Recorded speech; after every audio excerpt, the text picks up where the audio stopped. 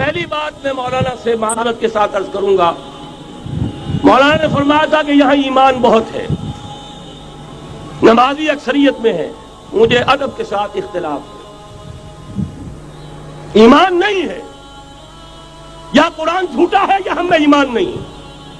قرآن کہتا ہے انتم الاعلون ان کنتم مومنین، اگر تم مومن ہوگے تم ہی سربلند رہو گے، ہم تو سربلند نہیں ہیں، تو کیا کہیں گے قرآن جھوٹا؟ ایمان نہیں ہے۔ ہمیں موروثی عقائد مل گئے ہیں اپنے والدین سے، ہم by birth accident of birth مسلمان ہو گئے ہیں، ہم نے اسلام کی کوئی قیمت نہیں دی ہے، اسلام کو کوئی تکلیف جھیل کر اپنے لیے اختیار نہیں کیا ہے۔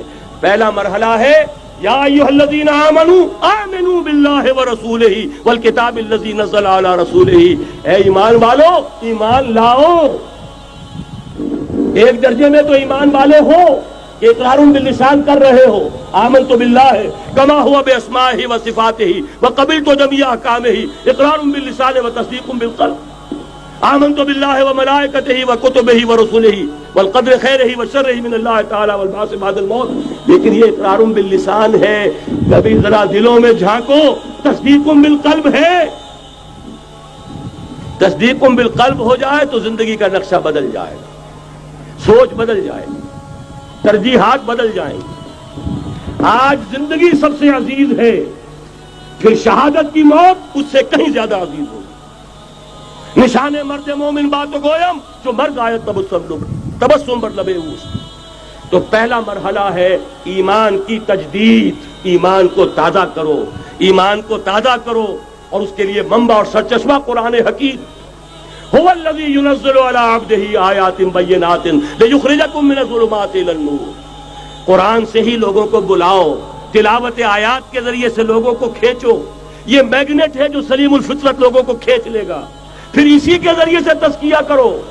یا ایھا الناس قد جاءتکم موعظۃ من ربکم وشفاء لما فی الصدور، تمہارے سینوں کے اندر جو روگ ہیں ان کا علاج بھی یہی قرآن ہے، پھر اسی کی تعلیم دو۔ یتلو علیہم آیاتہ ویزکیہم ویعلمہم الکتاب والحکمہ، یہ پہلا مرحلہ۔ دوسرا مرحلہ جو ایمان اپنا تازہ کر لیں، شعوری طور پر اللہ، آخرت، رسالت، قرآن، محمد الرسول اللہ کی ختم نبوت، اس پر ایمان لے آئیں شعوری طور پر، تجدید ایمان۔ نوٹ کر لیجئے سورہ نساء کی وہ آیت، یا ایھا الذین آمنوا آمنوا باللہ ورسولہ، ایمان لاؤ، اے ایمان والو ایمان لاؤ۔ جو لوگ یہ مرحلہ طے کر لیں وہ بنیان مرصوص بنے بیعت کی بنیاد پر۔ لیکن بیعت کون سی؟ بیعت جہاد۔ یہ جو بخاری شریف میں ترانہ آیا ہے صحابہ کرام کا، غزوہ خندق میں جب صحابہ کدالیں چلا رہے تھے، خندق کھودی جا رہی تھی، تو ان کی زبانوں پر ایک شعر تھا، نحن الذین بایعوا محمدا علی الجہاد ما بقینا ابدا، ہم وہ ہیں جنہوں نے محمد سے بیعت کی ہے جہاد کی، جب تک جان میں جان ہے جہاد جاری رہے گا۔ یہ جہاد کی بیعت۔ سید احمد بریلوی رحمۃ اللہ علیہ نے پہلے بیعت لی تھی بیعت ارشاد، پھر بیعت لی بیعت جہاد، اور اسے کہا یہ سلسلہ محمدی ہے۔ سلسلہ چشتیہ میں بیعت ہو گئی، سلسلہ سہروردیہ میں ہو گئی، سلسلہ نقشبندیہ میں ہو گئی، سلسلہ قادریہ میں ہو گئی، اب آؤ بھائی سلسلہ محمدیہ میں بیعت کرو، اور سلسلہ محمدیہ جہاد کی بیعت ہے۔ نحن الذین بایعوا محمدا علی الجہاد ما بقینا ابدا۔ اس جہاد کی بیعت سے منظم ایک امیر کا حکم، بایعنا رسول اللہ صلی اللہ علیہ وسلم علی السمع والطاعۃ فی العسر والیسر والمنشط والمکرہ وعلی اثرۃ علینا وعلی لا ننازع الامر اہلہ وعلی ان نقول بالحق اینما کنا لا نخاف فی اللہ لومۃ لائم۔ ایک حدیث متفق علیہ، بخاری میں، مسلم میں بھی، یہ ہے وہ اسلامی حزب اللہ کا دستور۔ نمبر 3 کام کیا ہوگا؟ جہاد، جماعت بن گئی جہاد، لیکن جہاد کا پہلا مرحلہ جہاد باللسان، زبان سے جہاد، دعوت، تلقین، نصیحت، اور ان سب کا مرکز و محور قرآن۔ جہاد بالقرآن، جہاد باللسان، جہاد بالقرآن۔ فلا تطع الکافرین وجاہدہم بہ جہادا کبیرا۔ اے نبی آپ ان کافروں کی باتیں نہ سنیے، ان کے کہنے میں مت آئیے، ان سے کوئی اثر قبول نہ کیجیے، اور ان کے خلاف جہاد کرتے رہیے اس قرآن کے ذریعے سے۔ بہت بڑا جہاد 13 برس تک جہاد ہوتا رہا ہے قرآن کے ذریعے سے، لیکن اس کے بعد اب مکے میں آ کر جب اللہ نے مدینے میں آ کر موقع عطا فرما دیا، جب وہاں پر آ کر ایک بیس عطا کر دیا، اب وہاں سے جہاد بالسیف، جہاد بالید کا آغاز ہوا۔ اب طاقت کے ساتھ، قوت کے ساتھ، ہاتھ کے ساتھ جہاد شروع ہوا۔ اس میں آخری بات عرض کر رہا ہوں، آج کے دور میں اس کی ایک شکل تو وہ تھی جو حضور کے دور میں تھی، 313 کے مقابلے میں 1000 یا 4000 3000 آ گئے تھے احد میں، ادھر سے 1000 نکلے تھے، بعد میں 300 چلے گئے واپس، تو 700 رہ گئے۔ آج کا معاملہ کچھ ذرا مختلف ہے۔ نمبر 1 تو یہ کہ جو حکمران ہے وہ خود مسلمان ہے۔ صدام حسین بھی دستی پھیرتا ہوا فوٹو کھنچواتا ہے، کیا کرے؟ بے نظیر بھٹو کو بھی کسی نے آج تک کافر تو نہیں کہا، چاہے وہ کفریہ کلمات کہتی رہتی ہے۔ اسلامی شاعر کا مذاق اڑانے کے بعد اور کون سی کسر رہ گئی؟ لیکن فتویٰ کسی نے لگایا نہیں۔ اسی طریقے سے حسنی مبارک کو بھی کسی نے نہیں کہا کہ کافر ہے۔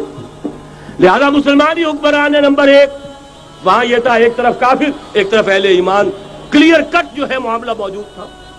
دوسرے یہ کہ یہاں سٹینڈنگ آرمیز ہیں، پیراملٹری فورسز ہیں۔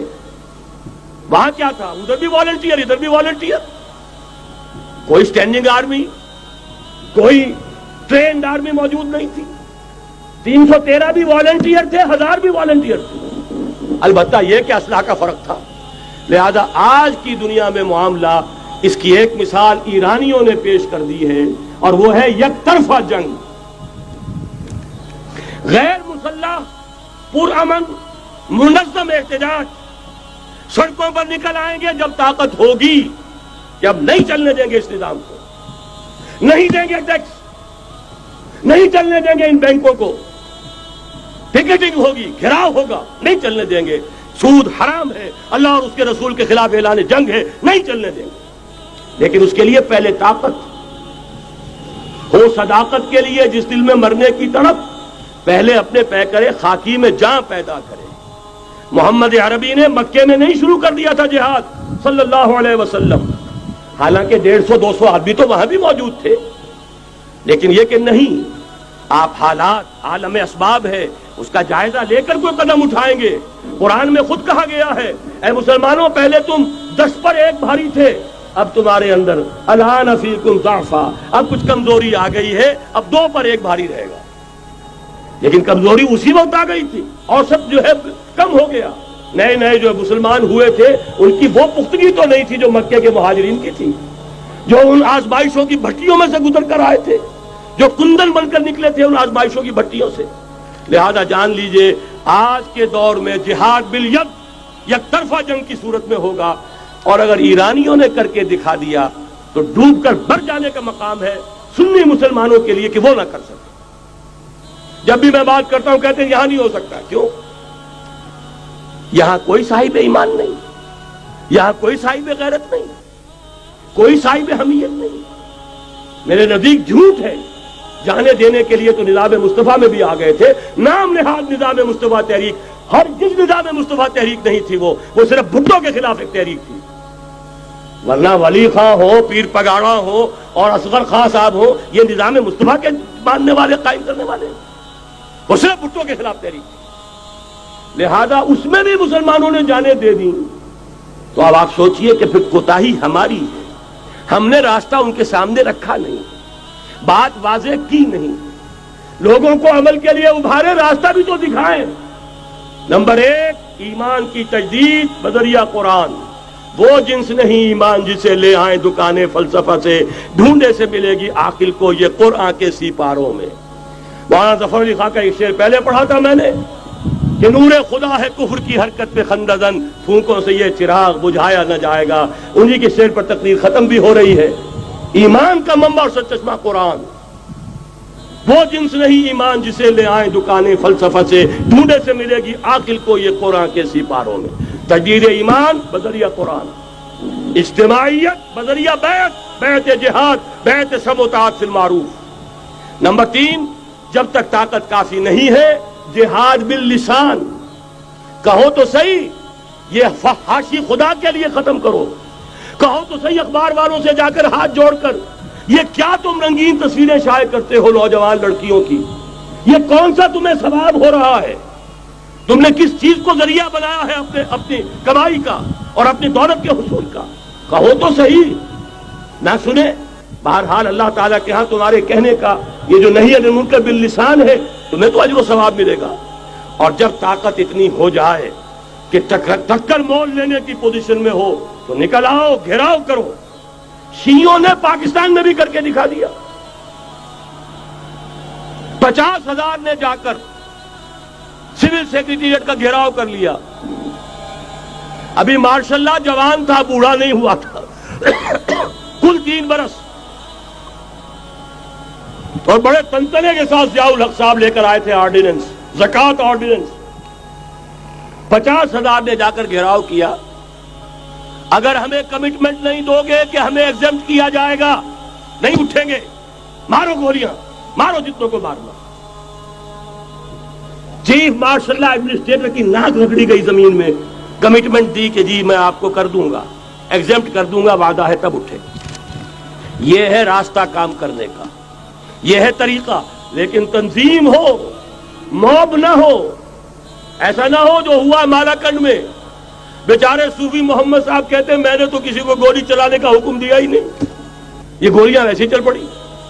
اور اس کے بعد ایک ایک مورچے پہ جا کر ہاتھ جوڑ رہے ہیں امیر صاحب کہ خدا کے لیے باہر نکلا اور نہیں آ رہے۔ یہ نہیں، سم و طاعت فی المعروف، جو حکم دیا جائے، حکم ہو حرکت کرنے کا تو حرکت کرے، اور حکم ہو رک جانے کا تو رک جائے۔ اگر یہ نظم جماعت نہیں ہوگا خیر وجود میں نہیں آئے گا، قربانیاں ہوں گی اور ضائع جائیں گی۔ چنانچہ ایک اخباری انٹرویو کی روح سے انہوں نے خود کہا یہ جانیں جو ہے شہادت کی نہیں ہے، جانیں ضائع گئی۔ حالانکہ مجھے اختلاف ہے، اس کو کہنا یہ چاہیے تھا کہ جس نے بھی خلوص میں اگر غلطی کی ہے بہرحال اللہ کے ہاں اس کا جو ثواب محفوظ رہے گا۔ جان دینا آسان کام نہیں ہے، لیکن یہ ضرور ہے کہ نظم کے بغیر دی گئی ہے، اس کا دنیا میں نتیجہ نہیں نکلے گا۔ تو یہ میں نے عرض کیا آپ سے 4 نکات: تجدید ایمان بذریعہ قرآن، اجتماعیت بذریعہ بیعت جہاد اور بیعت سم و طاعت فی المعروف۔ پھر جب تک طاقت کافی نہیں، نہی عن المنکر باللسان، مظاہرے کرو، لوگوں کو جا کر روکو، ہاتھ جوڑو، خوشامد کرو، باز آ جاؤ، منکرات کو چھوڑ دو، اللہ کے غضب کو دعوت نہ دو، اللہ کے غصے کو نہ بھڑکاؤ۔ لیکن جب طاقت کافی ہو جائے، منظم جماعت جو جانے دینے کے لیے تیار ہو، جو اپنے سینوں پر گولیاں کھانے کو تیار ہو، پھر میدان میں آئیں گے، پھر کہیں گے یا یہ منکرات نہیں یا ہم نہیں، یا تخت یا تختہ، اس کے سوا تیسری بات پھر کوئی نہیں ہوگی۔ اور اس کے لیے یہ ون سائیڈڈ وار، یک طرفہ جنگ ایرانیوں نے کر کے دکھا دی، ہلکی سی جھلک ہمیں بھی پاکستان میں دکھا دی۔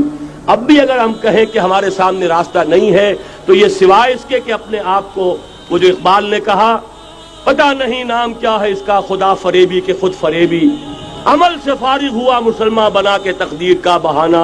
راستے تو صاف ہیں، نشانات راہ بھی اب تو سامنے موجود ہیں، اگر اس کے باوجود ہم حرکت نہیں کرتے تو سارا قصور ہمارا اپنا۔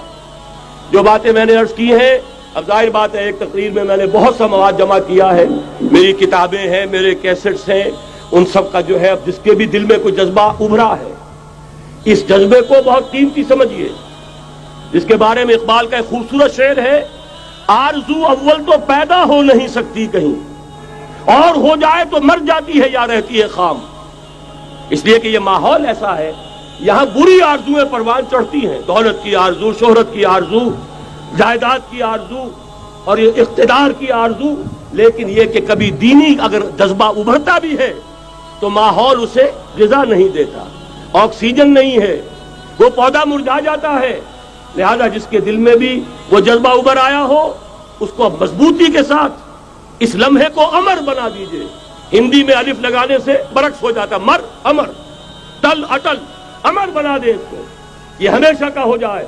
کہ اب اس پر عمل کا آغاز ہوگا، اور عمل کے آغاز کے لیے مزید اگر آپ کو سمجھنے کی ضرورت ہے، جیسا میں نے عرض کیا ہے، کیسٹس ہے، کتابیں ہیں، ہمارے دفاتر ہیں، یہاں قریب آپ کے جو ہے وہ دفتر موجود ہے، وہاں سے لیجئے، عاریۃً لیجئے، خریدیے، پڑھیے، گفتگو کرنی ہو، میں اسی شہر لاہور میں رہتا ہوں، آئیے، بات کیجئے، سمجھیے، سمجھائیے، لیکن یہ کہ ایک عزم تو کر کے اٹھیے۔ وہ عزم کیا ہے؟ قل ان صلاتي ونسكي ومحياي ومماتي لله رب العالمين لا شريك له وبذلك امرت وانا اول المسلمين اقول قولي هذا واستغفر الله لي ولكم ولسائر المسلمين والمسلمات۔ دلیل کیا مجھ سے مانگتے ہو، نبی کی امت کا حال دیکھو۔ دلیل کیا مجھ سے مانگتے ہو، نبی کی امت کا حال دیکھو۔ قدم گھروں سے نکالنے کا، قدم گھروں سے نکالنے کا جواز تو